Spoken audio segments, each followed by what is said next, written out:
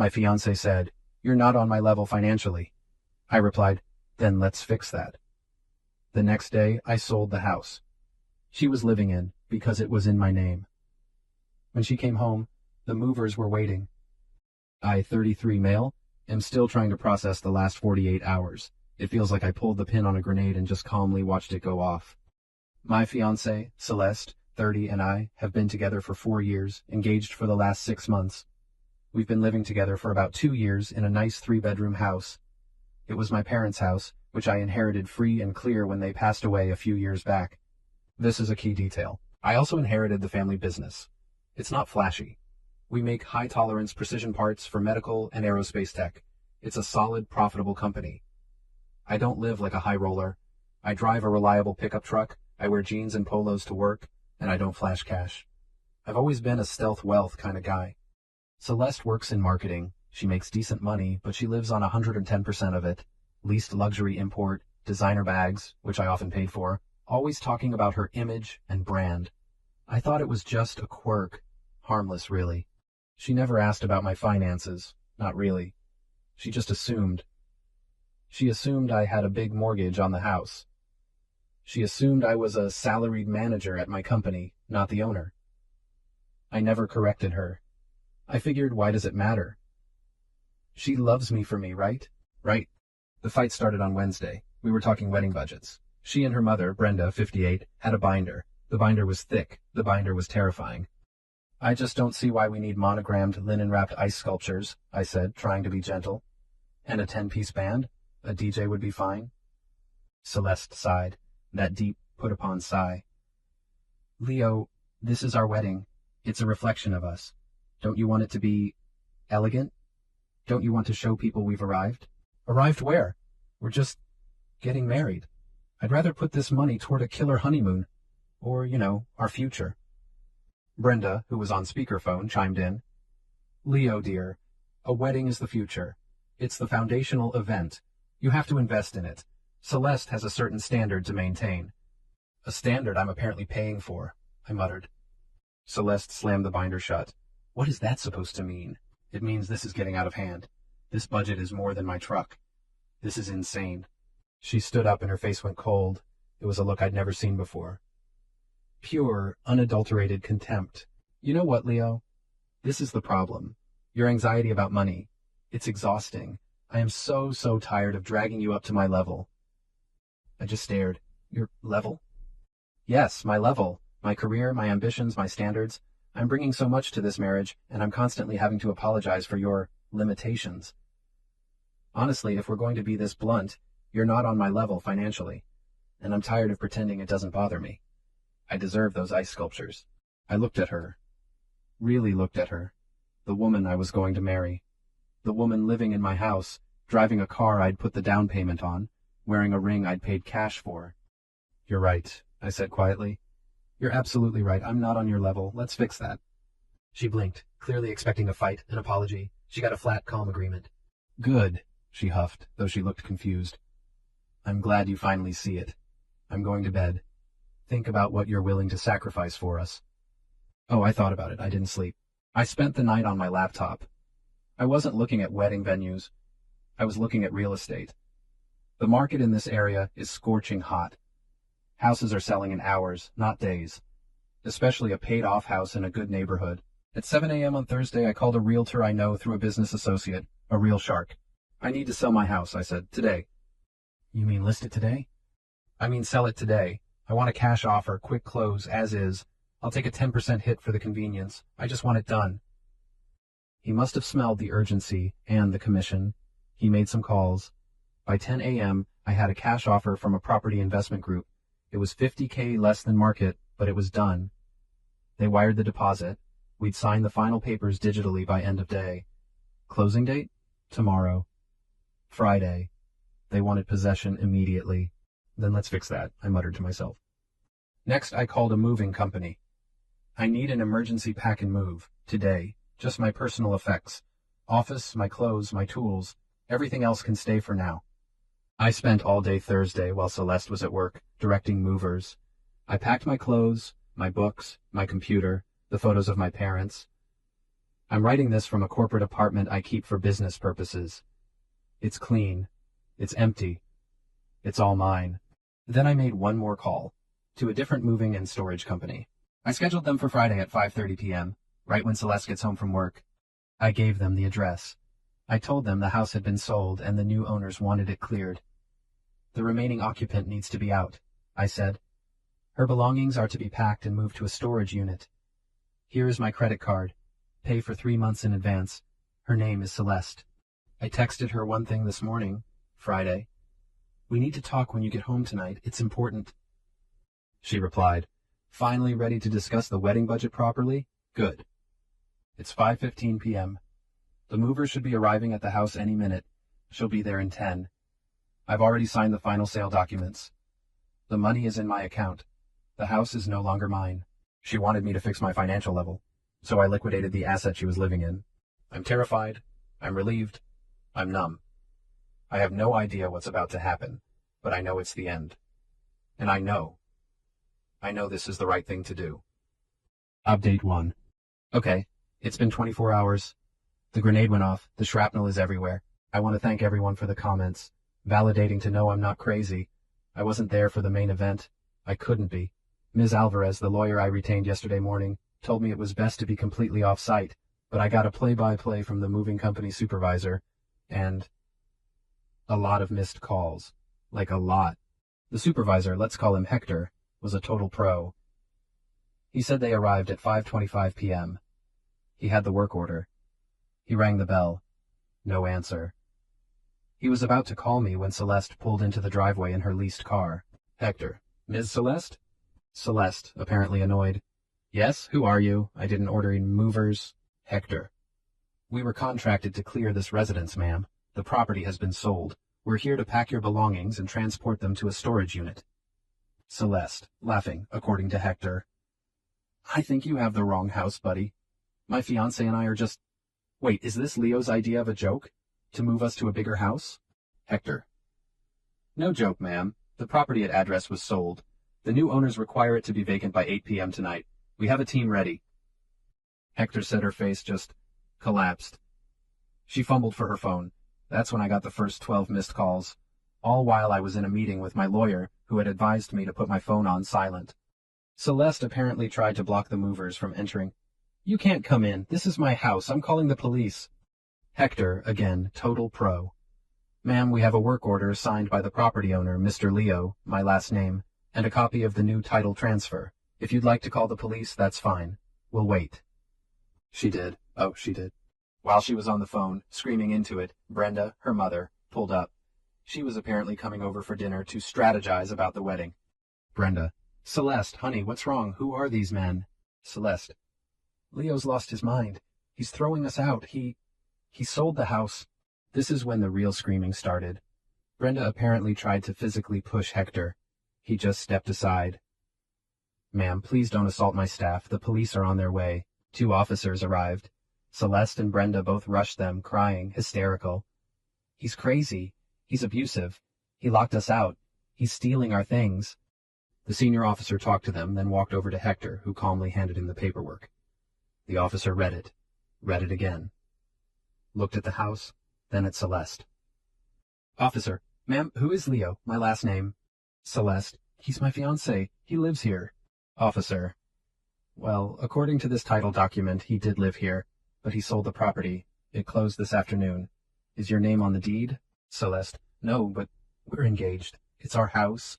Officer, legally, ma'am, it's not. It was his property and he sold it. He's contracted these gentlemen to move. Are these your belongings? Brenda, of course they are. This is illegal eviction. Officer, ma'am, eviction is for tenants. Was your daughter paying rent? Is there a lease? Celeste, no, we're in a relationship. He's supposed to take care of me. The officer just sighed. Ma'am, this is a civil matter, not a criminal one. He sold his own house. He's even paying to move your belongings to storage. I can't stop them. This, Hector said, is when Celeste went nuclear. She ran inside and tried to lock the door, but the movers were already in the foyer. She apparently grabbed a hideous vase Brenda had given us, thank God, and threatened to smash it. Hector, on the phone to me, which I finally answered. Mr. Leo, Your ex-fiancée is threatening to destroy property. The officers are still here. Me. Hector, nothing in that house is mine anymore. It belongs to the new owners. If she breaks anything, that's vandalism of their property. Put the officer on the phone. Me to the officer. Officer, I'm the former owner. The house is sold. I'm not pressing charges for anything. The new owners might. I just want her and her belongings out so I can fulfill my end of the sales contract. I've paid for her things to be stored safely. The officer talked her down. She eventually dissolved into a sobbing mess on the lawn while the movers, in record time, packed up her entire life. Her clothes, her shoes, her image. The custom-built walk-in closet system she'd had me install. They took that too. Ripped it right out of the walls. I got 28 more missed calls and a string of texts that I've already forwarded to Ms. Alvarez. You bastard! My life is ruined. Where am I supposed to live? Brenda is having a heart attack. This is your fault. You will not get away with this. And my personal favorite. I'm calling your boss at the company. You'll be fired for this. I'm the boss, Celeste. I own the company. She's at Brenda's house. The storage unit key and address were left with Brenda. My lawyer is drafting a formal cease and desist letter. I slept on the couch in the corporate apartment. Slept like a baby. Update 2. It's been a week. The entitlement has, as many of you predicted, escalated to levels I didn't think were humanly possible.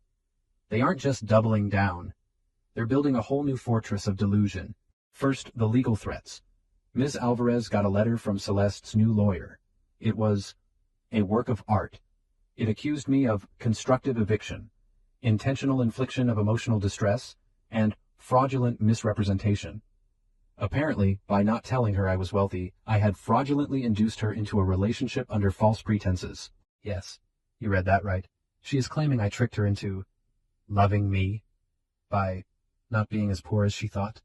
Ms. Alvarez had a field day with the response. She calmly pointed out that Celeste was never a tenant but a guest. I had a fiduciary duty to the new buyers to deliver a vacant property, which I did. I paid out of pocket to have her belongings professionally packed and stored for 3 months as a courtesy she was in no way entitled to. And my personal favorite, Miss Celeste's claim of fraudulent misrepresentation is novel. Is she asserting that she would not have entered into a relationship with my client had she known he was financially successful? Or is she asserting that his perceived lack of funds was the only reason she was with him, and she is now distressed to learn she miscalculated her investment? Please clarify. We have not heard back on that point. But the dirty tricks have started, and they're not even good tricks. Dirty trick number 1, the welfare check. On Monday, 2 police officers showed up at my apartment. Not the house, my private apartment. Celeste's mother, Brenda, had called them. She claimed I was suicidal, depressed, and a danger to myself after the traumatic breakup. She told them I'd given away all my possessions by selling my house and was holed up. I had to stand there in my pajamas and explain to 2 very tired cops that I was perfectly fine. Me. Officers, my ex-fiancée and her mother are retaliating against me because I sold my own property. Cop. Sir, we have to ask, are you feeling like you want to harm yourself? Me? No, I'm feeling like I want to drink my coffee. I'm in the middle of a work call. Here's my lawyer's card. Please add this to the growing file of harassment. They left, apologizing for the bother. It was mortifying. Dirty trick number 2, the business call. Celeste, true to her word, tried to get me fired. She didn't know who my boss was, so she just called the main line of my company. She got Barb, our receptionist, who has worked for my family for 25 years and basically co-raised me. Celeste, screaming, I need to speak to Leo's manager. He is mentally unstable and a corporate liability. Barb, in her signature deadpan, Leo doesn't have a manager, dear. He owns the company. This is Precision Dynamics. You've reached Barb. How can I help you? Celeste, what? Barb. He signs the checks. My check, in fact. Now, you're tying up a business line. Is this a professional call or a, what's the word, personal one? Celeste apparently just hung up. Barb called me right after. So, that's what's going on. Want me to start forwarding all her calls to that fancy lawyer of yours? Yes, Barb, please. Dirty trick number 3, the ambush. This was the worst. I had to go to my old bank branch to finalize some paperwork related to the old house's utilities. As I'm walking out, Brenda jumps out from behind a pillar. Leo, you can't ignore us forever. I almost dropped my briefcase. Brenda, you're not supposed to be contacting me. Don't you hide behind your lawyers. You have ruined my daughter. She can't eat. She can't sleep. She is living out of boxes in my guest room. I paid for storage, Brenda. That was her choice. You humiliated her. You did this performance, just to make her feel small. No, I did this because she told me I wasn't on her financial level, and I was tired of being looked down on in my own home. You raised her to believe that. This is the consequence. Now, please excuse me. I tried to walk past. She grabbed my arm. You owe her. You owe her for her time. 4 years she gave you. 4 years she could have been finding someone appropriate. Someone on her level, I finished. I pulled my arm away. Don't touch me. Don't come to my business. Don't call the cops on me. Tell Celeste her lawyer can talk to my lawyer. That's it. We're done. I walked away while she was still yelling. It's not over. We will get what she deserves. This is so much worse than I thought. They're not just entitled. They're broken. They genuinely believe they are the victims here. My lawyer is now filing for a restraining order. Update at 3. Hello again. It's been about a month. The restraining order was granted after the bank ambush and the phony welfare check. Brenda and Celeste are legally required to stay 500 feet away from me, my home, and my place of business. This, of course, has not stopped them. It has just made them dumber. The main event of this update isn't a dirty trick. It's the pivot. After a month of her lawyer getting absolutely nowhere, because again she has no case, Celeste apparently decided a new strategy was in order. The restraining order means she can't contact me, but it doesn't mean her friends can't. I got a text from a number I didn't recognize. Leo, it's Madison, Celeste's maid of honor. Listen, I know you're mad, but Celeste is a wreck. She misses you. She told me what she said and she knows it was stupid. She was just stressed. Can't you just talk to her? I sent it to Ms. Alvarez. She advised me to ignore it, a clear attempt to bypass the court order. Then, 2 days later, I get a call from Mark, my supposed best friend, who was supposed to be my best man. Mark. Hey, Leo. Man, this is a whole mess. Me. Mark, good to hear from you. Been quiet. Mark. Yeah, well, listen, I had dinner with Celeste. My blood went cold. You, what? Mark. Just hear me out. She reached out. She's devastated. She told me everything about your company, the inheritance. Leo, why didn't you tell me? Me. It's my business, Mark. It's not who I am, or I thought it wasn't. Mark. Well, that's the thing. Celeste gets it now. She sees the full picture. She was just acting out because she was insecure about her finances, trying to, fake it till you make it. She loves you, dude. She's just ambitious. You should admire that. Me. She told me I wasn't on her level, Mark. She and her mother humiliated me. They harassed me. They called the cops on me. Mark. They were panicking. You pulled the rug out. What did you expect? Look, she's willing to go to counseling. She'll do whatever it takes. She just wants her life back. Your life. I couldn't believe what I was hearing. He'd been completely turned. Me. Mark, did she or Brenda offer you something? Mark. What? No, dude, that's low. Me. Is it? Brenda cornered me at my bank. Celeste tried to get me fired. They're not panicking. They're manipulative. And now you're their puppet. Tell Celeste. No, don't tell her anything. I'm disappointed in you, Mark. I hung up. But the grand finale, the revenge part you've all been waiting for, wasn't something I did. It was something Ms. Alvarez did. It was pure, beautiful, legal consequences. Celeste's lawyer, in a desperate final attempt, filed a motion for temporary spousal support and demanded I pay her $75,000 for her emotional and financial investment in the relationship, plus her legal fees. We went to a preliminary hearing. Celeste and Brenda were there, dressed like they were attending a funeral, all black, dabbing at their eyes. Celeste looked terrible. Brenda just looked furious. Her lawyer made his case. Your Honor, Ms. Celeste gave 4 years of her life to this man. She performed wifely duties. She invested in their shared home, believing it was their future. He then, with malice and forethought, rendered her homeless and destitute, all because of a simple heat-of-the-moment argument. The judge looked bored. Wifely duties? Were they married? They were engaged, Your Honor. The wedding was planned. So no, they were not married. And the home? Was her name on the deed? No, Your Honor. Was there a lease? Did she pay rent? No, Your Honor. So she lived there for free for 2 years. And her investment? She decorated, Your Honor. She oversaw the installation of a custom closet. Ms. Alvarez stood up. Your Honor, my client paid for that closet. On his credit card. We have the receipt. The investment Ms. Celeste made was living, rent-free, in my client's home. Her claim to destitution is also misleading. She is employed, and her distress stems not from a loss of love, but from a loss of perceived financial gain. Then she delivered the killing blow. In fact, Your Honor, we are the ones with a financial claim. Ms. Celeste is still in possession of a $20,000 engagement ring, which was a conditional gift given in contemplation of a marriage she effectively terminated. We have formally requested its return, and she has refused. We are filing a countersuit for replevin.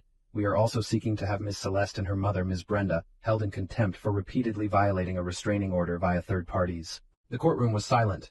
Celeste's face went from pale to ghostly. The ring. She thought she could keep the ring. The judge looked at Celeste. Ma'am, is this true? You still have the ring? Celeste, in a small voice. It was a gift. Judge. It was a conditional gift. The condition was marriage. You're suing him for emotional distress while holding onto a $20,000 asset he gave you. Son, is your lawyer's motion in order? Her lawyer just stammered. Your Honor, we were not aware. The judge dismissed their entire motion, laughed it out of court. He set a date for our motion. Celeste either had to return the ring within 10 days, or a judgment for the full value would be placed against her. She and Brenda stormed out. I heard Brenda screeching in the hallway. This is a travesty. He's controlling her with that ring. He's a monster. He's not a monster. He's just a guy who finally learned to read the fine print. Final update. It's been 6 months. The dust has settled. The circus has left town. The 10-day deadline for the ring came and went. Celeste did not return it. Typical. So Ms. Alvarez filed the judgment. Celeste now owes me $20,000. Her lawyer, seeing the writing on the wall, and probably not getting paid, officially quit. The judgment meant we could go after her assets, which, as we all know, are limited. We placed a lien on her leased car. We were about to file for wage garnishment at her marketing job. 2 weeks ago, I got a call from Brenda, from a new, unknown number. You've won, she said. Her voice was dead. Brenda, you're violating a court order. I don't care. You're garnishing my daughter's wages. She's going to lose her job. She can't. She's a wreck. She won't stop crying. She's back in her childhood bedroom. Is this what you wanted? To ruin her? I wanted her out of my house. I wanted her to stop harassing me. I wanted my ring back. She did all of this. She told me I wasn't on her level. She's the one who couldn't live with that. She loved you, Brenda whispered. No, I said. She loved what she thought I could be, and she hated me for what she thought I was. Then she found out she had it all backwards, and that's what's killing her. Not the loss of me, the loss of the deal. There was a long pause. The ring is at a pawn shop, Brenda admitted. She sold it weeks ago to pay her lawyer. She only got $8,000 for it. I had to laugh. Of course she did. So she can't return it. And she can't pay me. And she spent the money. That's just perfect. Please, Brenda begged, don't garnish her wages. It'll destroy her. I'll pay you. I'll take a loan from my 401k. I'll pay you the $20,000. Just let her go. I thought about it. I thought about the humiliation, the bank, the cops, the welfare check, my friend Mark. Here's the deal, Brenda, I said. You're going to pay me, but not the $20,000. You're going to pay me the $8,000 she got for it. That's the actual damage. And in return, you and she will sign a new agreement, drafted by my lawyer, that includes an ironclad non-disclosure agreement and triples the distance and time of the restraining order. If I ever hear from you, see you, or hear of you ever again, the original $20,000 judgment gets reinstated with interest. Am I clear? Yes, she whimpered. Thank you. Ms. Alvarez drafted it. Brenda wired the money. It's over. I sold my business. I know. But the joy was gone. Barb retired. I realized the company was my last tie to my parents, and I was holding on to it for them, not for me. I got an insane offer from a larger competitor. I took it. I'm not in a high-rise condo. I bought a small plot of land a few hours away. I'm building a house, a small one, with my own hands. I'm pretty good with wood. Turns out, I like doing things myself. I don't know if Celeste or Brenda ever realized their mistake. I doubt it. People like that, they don't have a change of heart. They just move on to the next host. I heard from Madison, the ex-bridesmaid who apologized profusely, that Mark and Celeste are, wait for it, dating. She told him she just loves a man in finance. He's a junior accountant. She's downsizing her life to focus on what's real. She's living with him in his tiny apartment. I give it 6 months. As for me, I'm fine. I'm better than fine. I'm free. She was right about one thing. I wasn't on her level. Thank God.